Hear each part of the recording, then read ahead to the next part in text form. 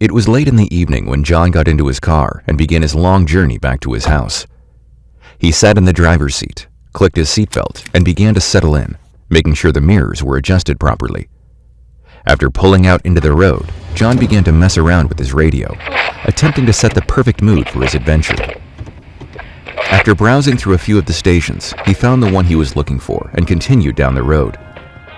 That evening, John had to drive through a small back road that twisted and turned throughout the woods of his hometown in Great Britain. The roads were not properly lit, but John traveled them often, so he wasn't concerned. Therefore, John drove, keeping a modest speed so that he could make it home quickly, but also safely. After about 20 minutes into his drive, John noticed drops of water beginning to smack against his windshield, so he turned on his wipers and continued forward. Rain was no issue for him, plus he wasn't too far away from his home now. All of a sudden, the rain came dumping down from the clouds at a rate that left John completely baffled. He began to flip his hazard lights on just as he was turning around a sharp bend in the road. He lost control of his tires as they began to glide across the surface of the now-soaked pavement. John pulled the steering wheel with all of his might, just hoping that the tires would regain traction. He yanked on the wheel with all of his might, but to no success. His tires simply could not catch traction. Within a matter of seconds, John's car barreled off of the side of the road into a small ditch that led to the tree line of the woods. He put his hands up to brace for an impact that he knew he could not do anything to stop. John eventually woke up, confused and cold. For some reason, he was locked in a small locker-like compartment, laying horizontally with his feet closest to the door. John, looking towards the door, quickly noticed that it had been left open a bit, and he could just about see out into the room. He gave the door a kick, which caused it to slam all of the way open. John pressed his hands to the ceiling and used that as a point to push off from and slide his body out from its former cell. Now that he was standing, John was able to look around the room. And much to his surprise, he was standing in a morgue, and the place he had found himself lying down in was in fact one of the drawers that they keep dead bodies in. John was terrified. He began looking around frantically. Suddenly, a group of men came in and began to surround John. He was unsure what to do, his eyes jumping from one man to the next. The men began to grow close to John, and as one reached out to grab him, John turned and pushed him back with more force than he ever had before. The strange man went flying through the room and smashing against the wall, landing on a small countertop that was in the corner. While John's back was to them, two more of the men grabbed onto his shoulders as another group of men came rushing through the door. The new group jumped on top of John, forcing him onto the ground. He struggled as much as he could, but eventually he became overwhelmed by the number of bodies on top of him. After relaxing a bit, John looked up from the floor where a steel tray had fallen down and was leaning against a stool in a way that almost resembled a mirror. His eyes widened. John had never been so confused in his life. The men picked John up and dragged him into another room where they placed him in a chair. About 20 minutes after John had been restrained securely into a chair, a tall, thin man wearing a white lab coat walked through the door. He noticed John looked particularly defeated. The man walked over to John and began looking over John's restraints as to be perfectly certain he was not going to get out.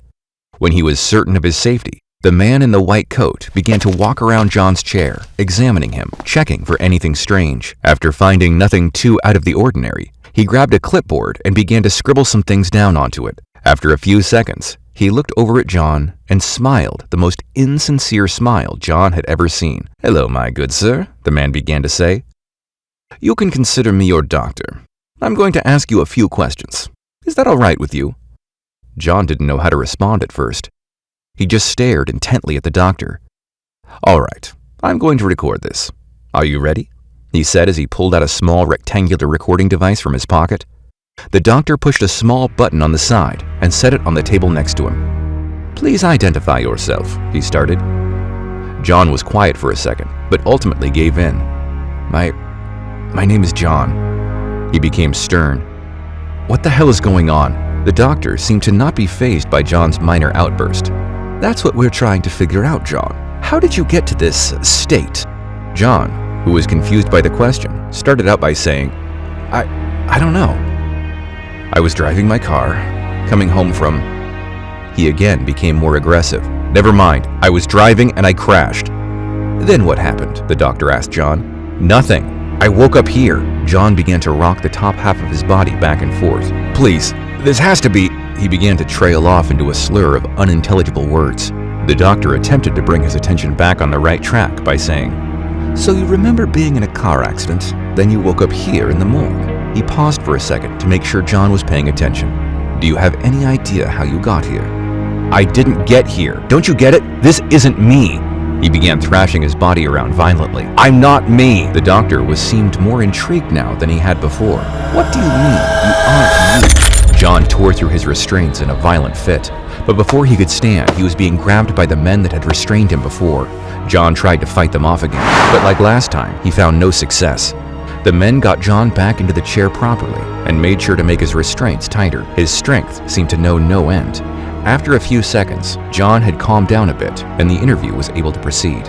The doctor moved directly in front of John and got bent down to match his eye line. "Now, would you please explain what you meant?" he asked. John was silent for a minute before tilting his head slightly and slowly saying, "This is not me." The doctor stepped back as if he was shocked. "I saw my reflection in the steel. I'm not some old Asian fuck. This isn't me." John began to weep uncontrollably. The doctor didn't know how to respond to this. After what John had just said, he was no longer cooperative. John broke from his restraints once more and immediately started to smash his head against a wall. And once again, the men who had already held him down twice were on top of him again. Once John was further restrained, he was no longer talking. He began to scream violently and incoherently for multiple hours before falling silent. He continued to struggle, though apparently no longer able to speak, for a total of 6 days until he finally stopped moving. During this time, John's body began to decompose. An examination of his body following his outburst was not able to figure out the eventual cause of death. Many of John's internal organs had been removed. The only injury that did not appear to be a result of a previous autopsy was a damaged trachea, presumed to be caused by the violent screaming. This was only the second of many cadavers that had become reanimated somehow in what the Foundation has called SCP-002. SCP-002 can be found inside a hospital in Great Britain. It refers to the morgue in the basement, which had remained free of anomalous incidents up until the 1980s, when all of a sudden the Foundation began receiving incident reports about strange occurrences. The Foundation quickly reacted and quarantined the morgue off, with the official story being that the entire building was condemned. Once investigating, the Foundation soon discovered that within the morgue were a random drawer that would sometimes open itself to reveal a cadaver that would eventually animate and begin to try to leave SCP-022. This cadaver was designated by the Foundation as SCP-022-1. This is what John was. His consciousness was inside the body of an Asian man who was about 54 years old. John's chest had been stitched up, as if it had already undergone an autopsy. John was actually the second cadaver to be noted, which is why the Foundation has named him SCP-022-1-2. He may have been the second instance of SCP-022-1 the Foundation discovered, but he was the first one that they had managed to interview. The original SCP-022-1 was destroyed on site, preventing any interview process with them. Only 2 interviews are available to the public between a doctor and an SCP-022-1. And in those interviews, a lot has been redacted and blacked out. Only bits of the interviews may be read. One of those interviews was the one that John, also known as SCP-022-1-2, and that had been the very first conducted.